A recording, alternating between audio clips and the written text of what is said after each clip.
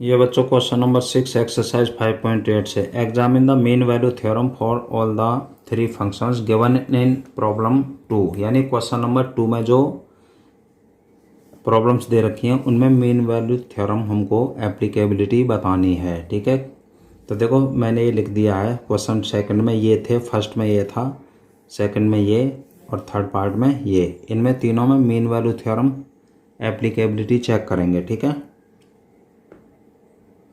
Solution देखो बच्चों, first में एफ एक्स की वैल्यू क्या है, ये है is the greatest integer less than और इक्वल टू एक्स।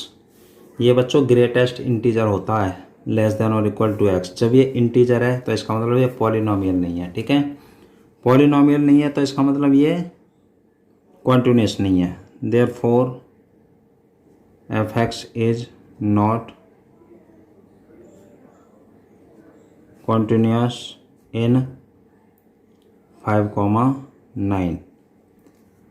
जब बच्चों कॉन्टिन्यूस नहीं है तो डिफरेंशिएबल भी नहीं है। ठीक है, वैसे तो देखो मीन वैल्यू थ्योरम एप्लीकेबल होगी नहीं क्योंकि ये कॉन्टिन्यूस नहीं है। ठीक है, आगे लिखो या मत लिखो। ठीक है, तो therefore mean value theorem is not applicable. देखो मीन वैल्यू थ्योरम के लिए क्या क्या बातें होनी चाहिए। देखो मीन वैल्यू थ्योरम के लिए पहली बात कि जो फंक्शन होता है वो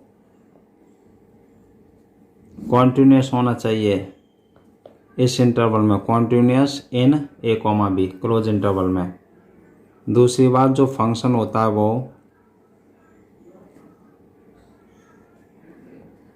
डिफरेंशिएबल होना चाहिए in A comma B open interval में। तीसरी बात, F dash C equal to F B minus F A और अपॉन में B minus A, then C belong करना चाहिए ए कॉमा बी से। ये कंडीशन होती है मीन वैल्यू थ्योरम की। तो देखो जब ये कॉन्टिन्यूस ही नहीं है, पहली कंडीशन प्रूव नहीं हुई, तो इसका मतलब mean value theorem not applicable लिख दिया। ठीक है,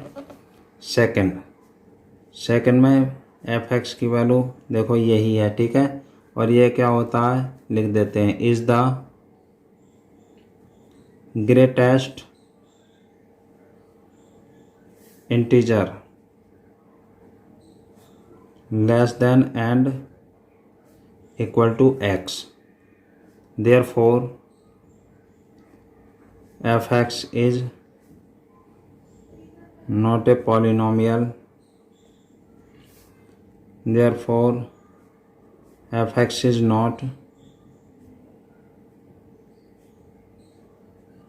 continuous in इंटरवल क्या है, -2,2। ठीक है, जब कॉन्टिन्यूस ही नहीं है तो therefore mean value theorem is not applicable. तो मीन वैल्यू थ्योरम एप्लीकेबल नहीं होगी। ठीक है, अब देखो थर्ड पार्ट है, इसमें एफ एक्स की वैल्यू दे रखी है x² - 1 and x belongs to 1,2।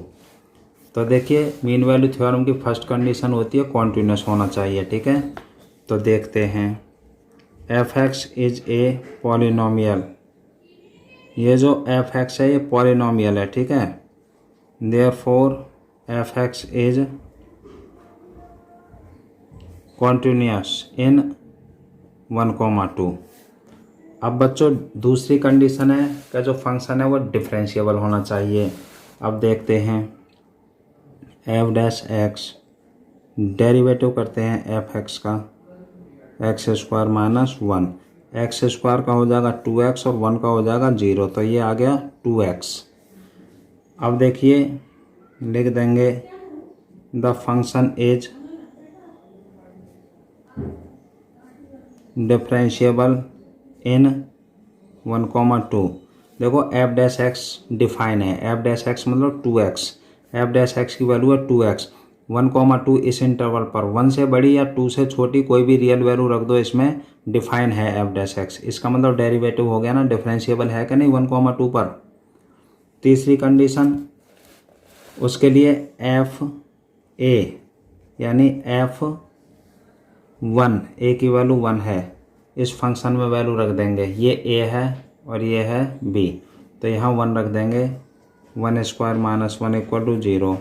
F B निकालेंगे यानी F2 ऐसे ही 2 स्क्वायर माइनस 1 इक्वल टू 3 आ जाएगा, 2 का स्क्वायर 4 माइनस 1 3, इसमें वैल्यू रख के अब फॉर्मूला होता है F dash C equal to F B minus F A upon B minus A. F dash C कहाँ से आएगा बच्चों, यहाँ से आएगा।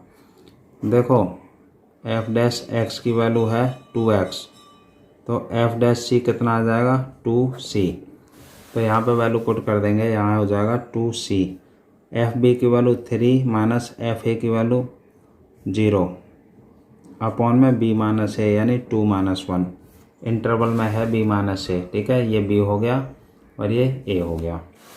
अब इसको सॉल्व करेंगे, 2c 3/1 यानी 3 आ जाए, तो 2c इक्वल टू 3 है, तो c इक्वल टू आ जाएगा 3/2, 3/2 यानी 1.5, जो इंटरवल है 1,2 इससे बिलोंग कर गया, ठीक है, 1.5 1 एंड 2 के बीच में आ रहा है।